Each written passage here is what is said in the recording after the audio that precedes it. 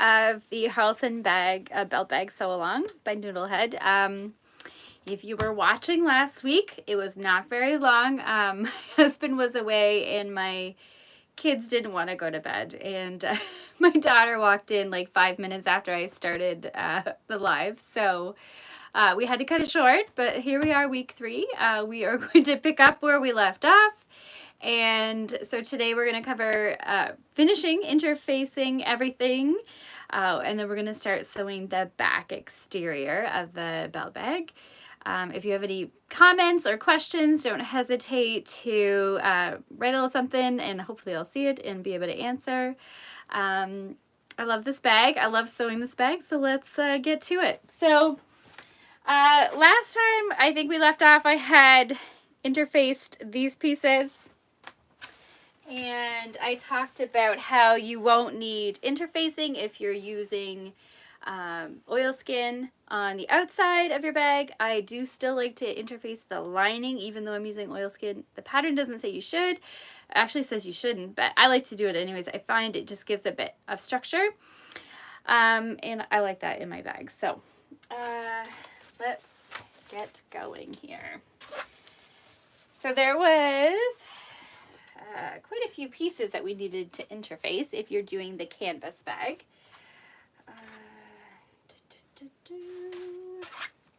Get all my pieces straight. Okay, so I'm going to interface one of the lining pieces first. So this piece here, so this is an interfacing piece cut to the dotted line, and then this is my lining. So I'm going to give that a press. I like to just give my pieces a bit of a quick iron first. Here, let's see if I can move the camera so you can see what I'm doing. This angle is horrible, I know. Tanya, you finished 3, or no, you finished your first and you've cut out 3 already. That is amazing. You are a speedy sewer. Okay, so there's my lining down. I like to give it a little iron before. I just find the heat helps the interfacing kind of stay where it needs to stay. And then I'm just going to interface this. Now I use steam with my interfacing. Not everybody does. I just find it seems to like loosen up the glue a bit more, but personal preference. Okay, so I've got that first layer on. So the first layer is the one cut to the dotted line, and then you put on top the full interfacing piece. So this one has not been cut to the dotted line. And you just fuse it over top those other 2 pieces.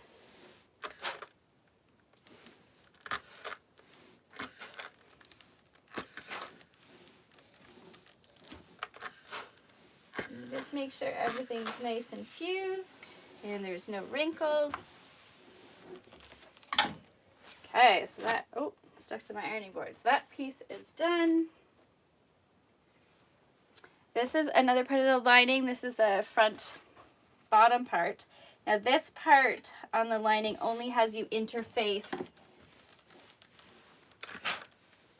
to the dotted line for this one.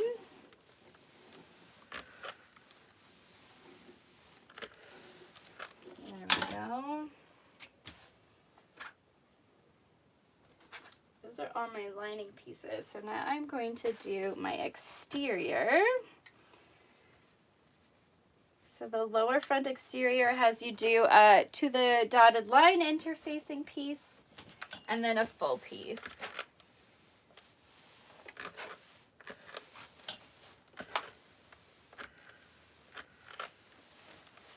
Okay.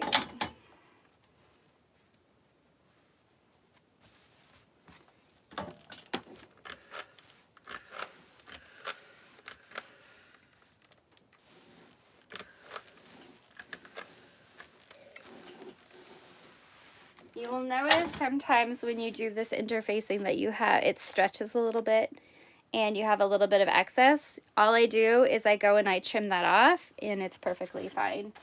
It's very normal for that to happen. Here is my flap. So it also has a cut to the dotted line interfacing and then a full. Now, if you are doing a cork flap or an oilskin flap, you do not need to interface the outer pieces or the flat piece because it's going to have enough structure in there.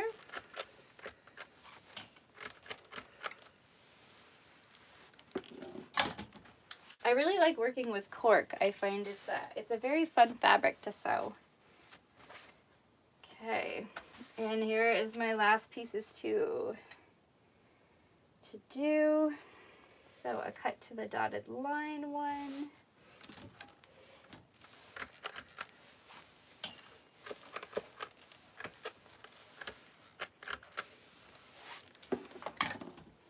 And then a full.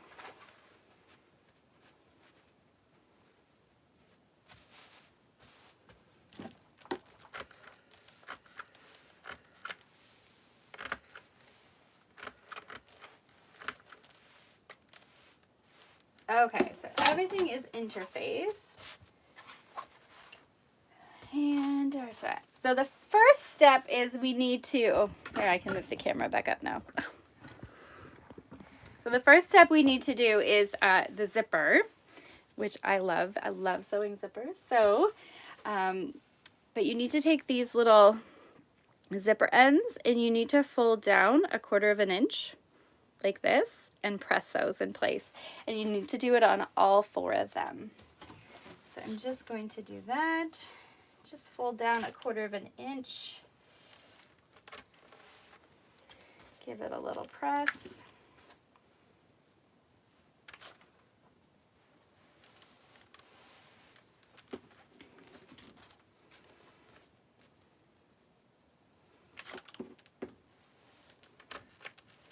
Okay, almost done.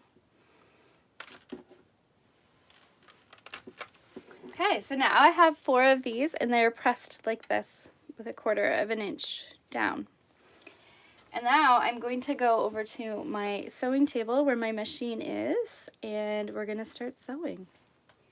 Yay! Okay, I'm going to be right back. So I just need to move this camera. And I just need to lower it just a sec.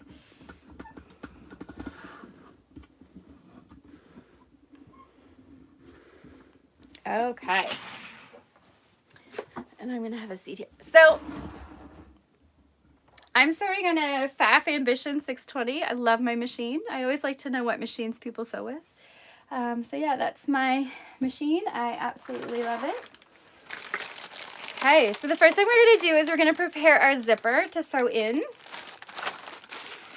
So if you've gotten a kit from us, you will get a 1/2 yard of this stuff, zipper by the yard, and you will need a pull.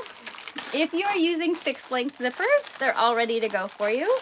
If you are using a metal one, just be very careful that you don't sew over that metal zipper because that is how broken needles happen. So we need to cut this zipper down so that it is the right length, and I'm just retrieving my manual or my instructions. So looking at the instructions, she has you do the strap connectors first in the strap. I like to leave that towards the end. I don't know, I hate making things and then setting them aside. So I always just leave that to the end. So that's what we're going to do in this sew along because I'm running it. So we're going to start with assembling the back instead of doing those parts first. So we need to cut the zipper down to 9 inches. Okay. Luckily I have a measuring tape on my table here. Cut that down to 9 inches. And then you need to mark a 1/2 inch from each end. I just need to get a marking tool. I'll be right back.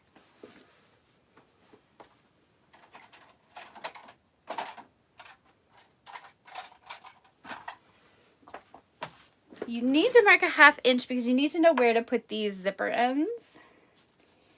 So I'm just gonna do that. Mark it. So I have marked with a little chalk the 1/2 inch from the end of the zipper. Okay, so now you're going to take these guys and you are going to place them on your zipper like so, one on top of each other. And then you're going to top stitch it down. Now this is where I really like the By Annie's basting tape because I just put a little bit down and it just keeps everything in place. So I'm just going to do that now. So you can see I cut a little bit of tape and I put it on here. Now this still has the paper backing on it, so you do need to take that off. So I'm going to take that off. If you've ever used Wonder Tape, this backing comes off way easier than the Wonder Tape backing. And then I just press it in place. A little press with the fingers. And then I'm going to do the same for the one on the underside. And then on the other side of the zipper. Okay. So these zipper ends just kind of cover, you know, the ends of the zipper so you don't have any ugly bits. And it just makes it look a little nicer.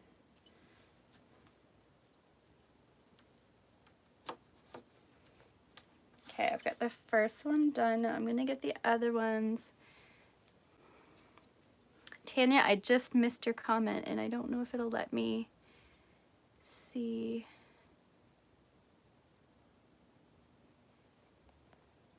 And now it's... Sorry, Tanya, I'm trying to read your comment and it's being all weird on me.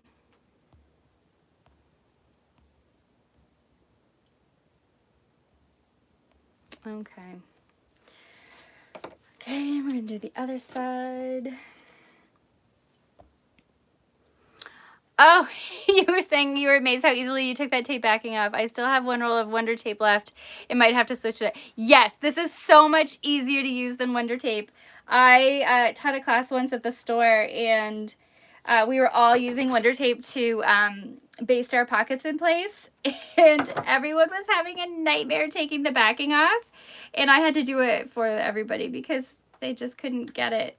And I've, you know, done it a time or two. So yeah, I have to, so I helped out everybody. But yeah, it's a nightmare, Wonder Tape. This stuff is so much nicer for that. However, this stuff does not wash out. Wonder Tape does wash out. So if you are doing a project that you need the tape to wash out, then this is not the tape.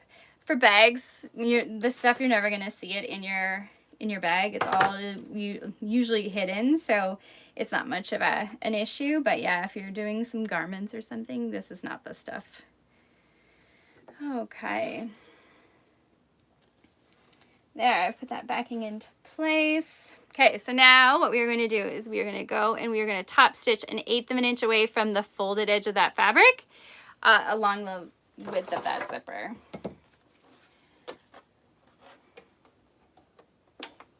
And because I'm using zipper tape, the tape is nylon, so I can just sew right through that with no problems. Okay. The first end is done.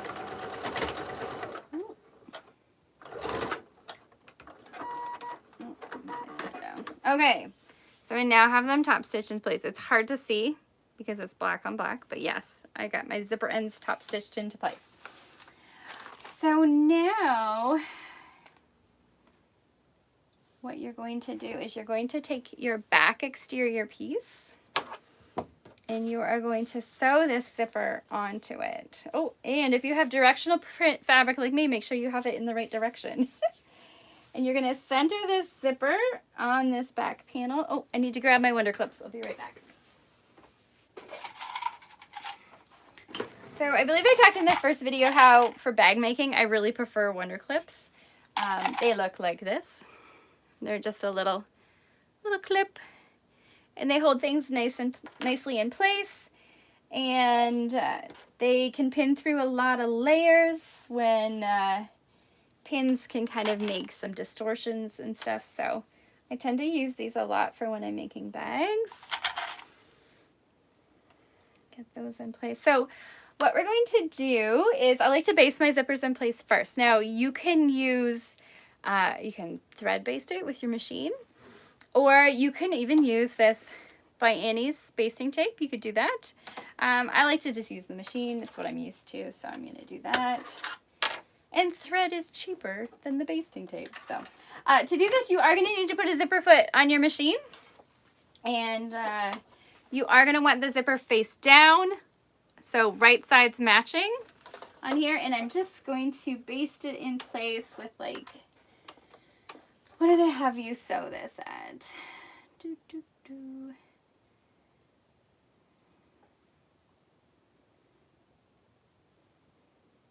They have you sew it with a 1/4 inch seam allowance, so I'm actually just going to do like less than that. I'm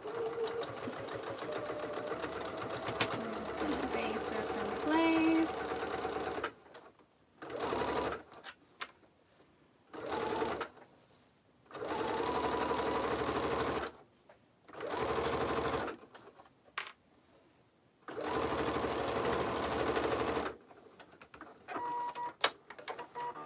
It is okay if your zipper ends are longer than your piece. That's perfectly fine.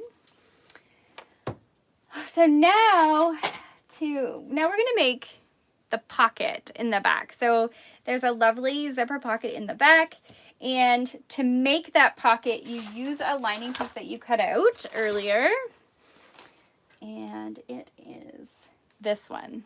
So it's the wider, shorter piece. So what you're going to do is you are going to put that over top of your zipper and your exterior piece and pin that into place.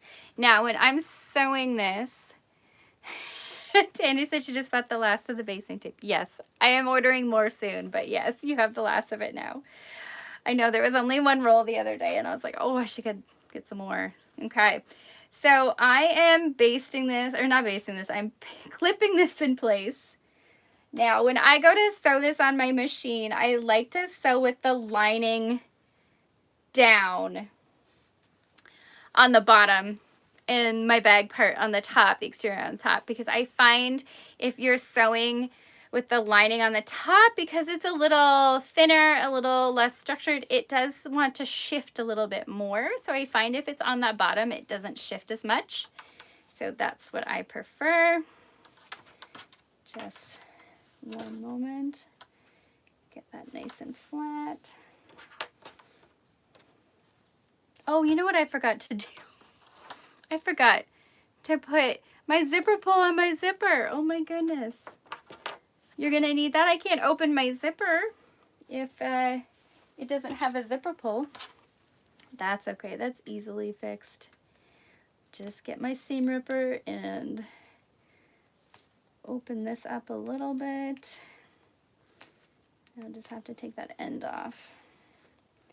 That's a bit trickier, but not a problem.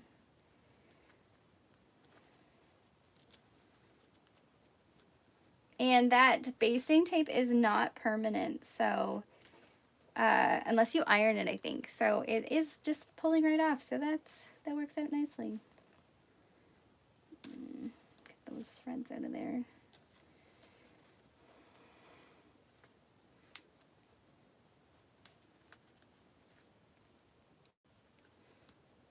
Good thing I caught that before I actually got my whole bag sewn, because that would have been bad to have a pocket in the back that I couldn't actually open. Okay. So this is how I put my zipper ends on. So what I do, everybody does it a little differently. Some people use a fork. I don't like to use the fork. Some people just have found what works for them. I open it up a little bit, probably about this. And I take the head, and it's really hard to show on camera, but I feed one side through, And then I feed the other side through so it matches. So it's gonna look kind of like, sorry, this is really hard to show, like that. And then I lay it flat on my table and I hold the two zipper tapes and then I just pull. And now I have my zipper pull on.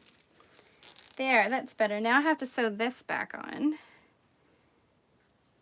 My, oh my. It's been such a busy day for me and now I'm just making mistakes. Okay, I'm gonna top stitch that back down. Oh, no, it'll be fine. I still have my zipper foot on, but you know what? It's gonna work just fine. Ooh, my machine's angry. Okay, there we go. Now we're good. So I'm gonna just baste this back into place. Come on.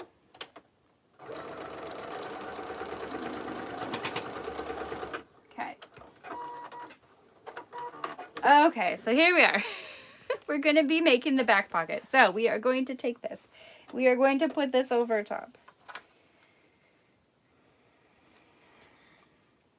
And you just line it up with the top so the sides meet evenly. And the top is meeting evenly. What's this?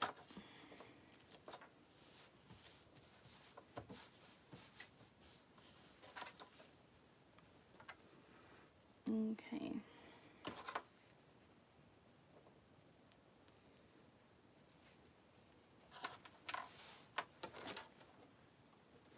Okay, so I now have this in place. And like I said, I like to sew with the lining side down. And you're gonna sew with a 1/4 inch seam allowance. Let me just make sure that's a 1/4 inch. Looking good.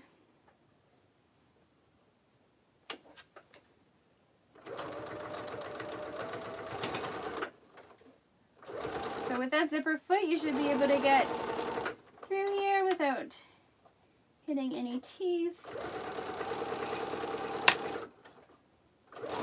Now when you get to the pull, there's going to be a bump in there. So what you do is you just lift up your foot, have your needle down into the fabric, and just move that pull out of the way.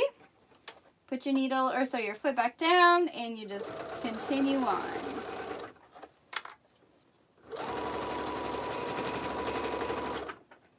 Okay.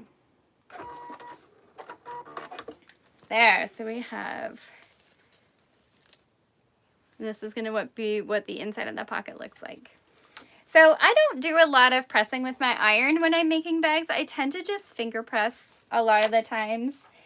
Because, you know, sometimes there's some materials that, you know, irons just don't get along with. And I find finger pressing works just fine. So once you have that sewn down, you are going to top stitch it 1/8 of an inch away through all of the layers. So you're going to have it looking like this. And you're going to top stitch along this seam right here, 1/8 of an inch away. I take my zipper foot off for that and I put my regular foot back on. And just make sure that everything's nice and taut. And here we are.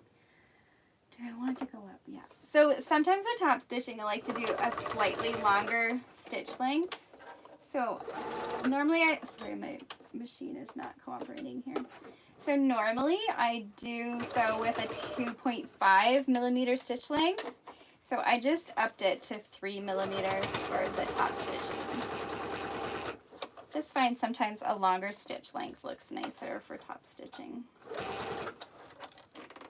And my zipper pull's not really in the way, but sometimes I just like to make sure there's no distortions there.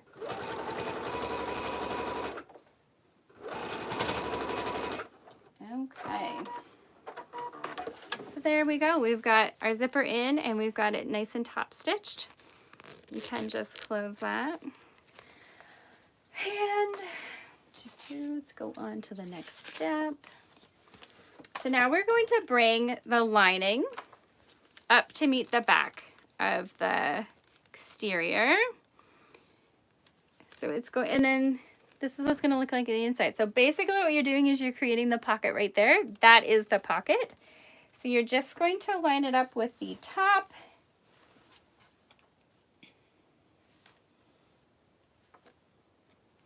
And you're going to clip it in place, and then we're going to baste it in.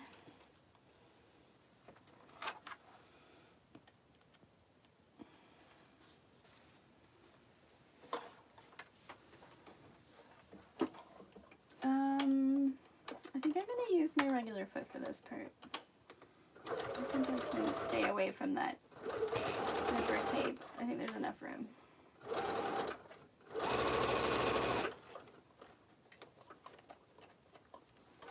Move that zipper pull out of the way.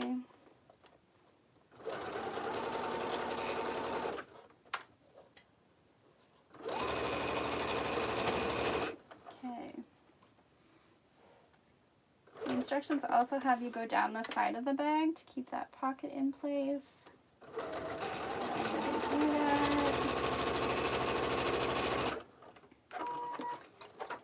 Make sure when you are doing this that you are sewing within within the 1/2 inch seam allowance. So you definitely don't want your basting stitches to be seen once you finish the bag. Okay, so I now have my zipper installed and I've got my pocket created. So if you open this, your zipper up, oh, the other way, and you put your hand in there, you got a pocket. Look at that. So now we're gonna sew the flap on. So you're gonna need your flap piece and you are going to line it up with this, your back exterior piece right along the top of the zipper there. So you wanna make sure it's nice and centered. And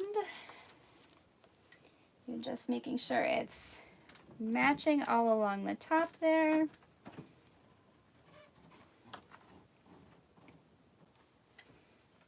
Okay. And then you're going to sew this with a 1/4 inch seam allowance right along the top here. Right there. Okay.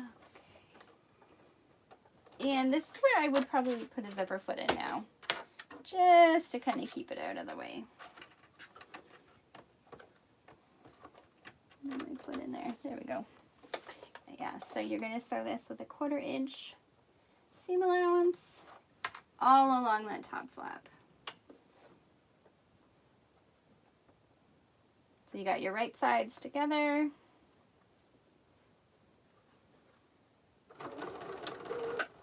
Come on, machine. Oh, sometimes with these zipper feet, they don't want to, the feed dogs don't want to work. Pick up that fabric. There we go. Oh, I'm going to turn that down. Make sure you're back to your regular stitch length. I just realized I wasn't.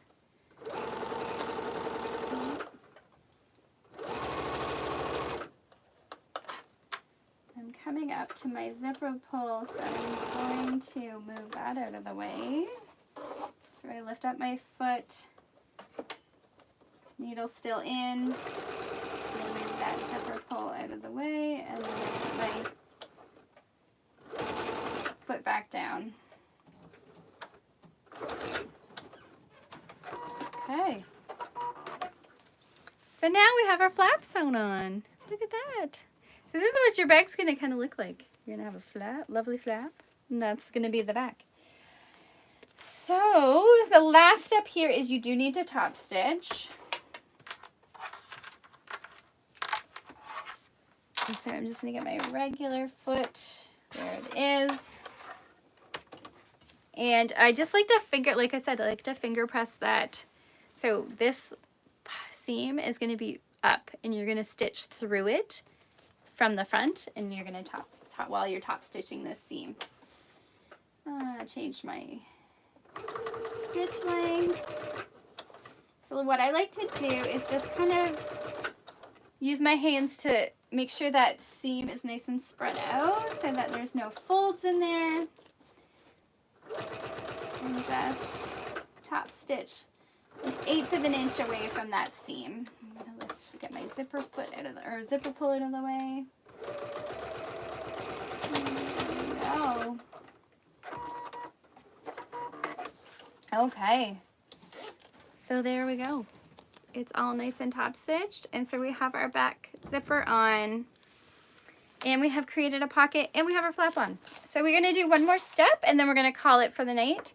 And then we will pick up next week. So the next step is to do the connector flaps. That's these pieces that go here on the bag. So we need to do a couple of things for it. We need to get our webbing, and you need to go back to the instructions here because I don't remember off the top of my head how long this needs to be. Okay. And of course it's not on this page, it's on another page. From the webbing, we need 2.5 inches cut twice. Let me grab my scissors. Okay, so sorry for being so close to the camera. Oh my goodness. Of course, these are not my very sharp scissors. Okay. So now we can set the rest of the webbing aside.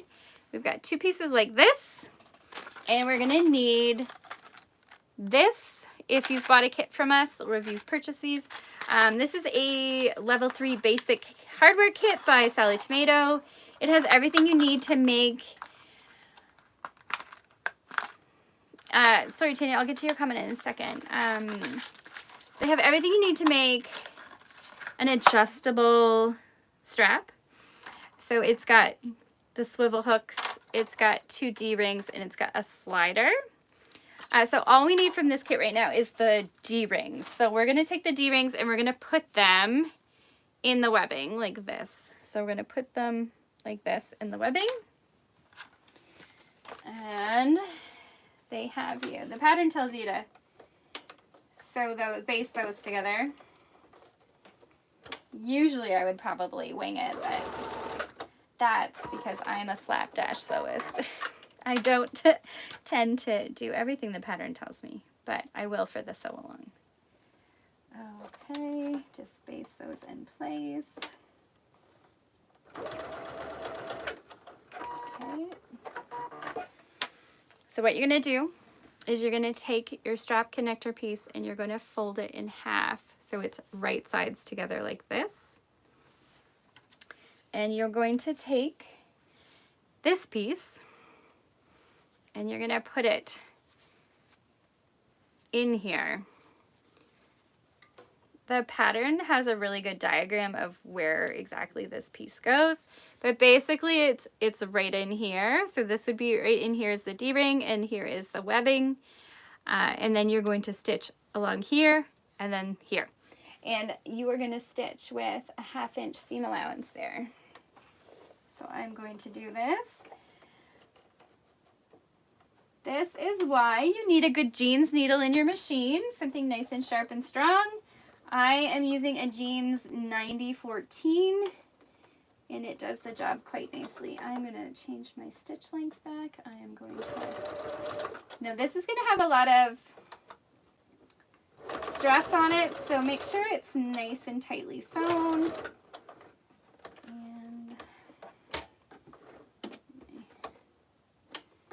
And then you're going to pivot at that corner so that you can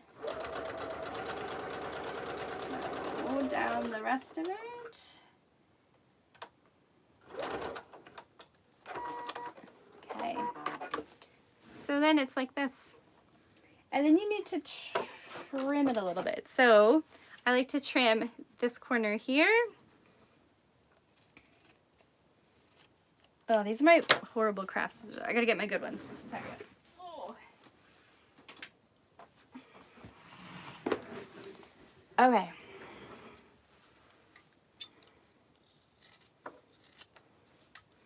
I like to just trim these seams down a little bit like this. So I've done like a diagonal there, so that corner is nice and sharp.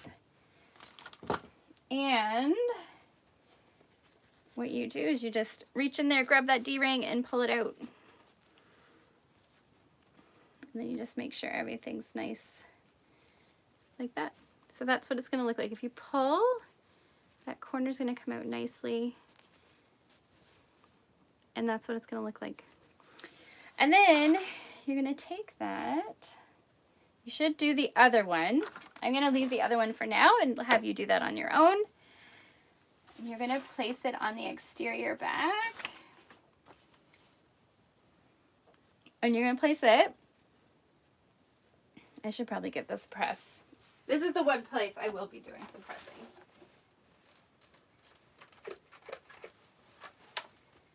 Just so it's nice and flat.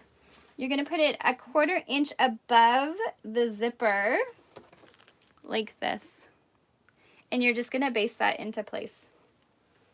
Where are my clips? And you're going to do that for the other one on the other side.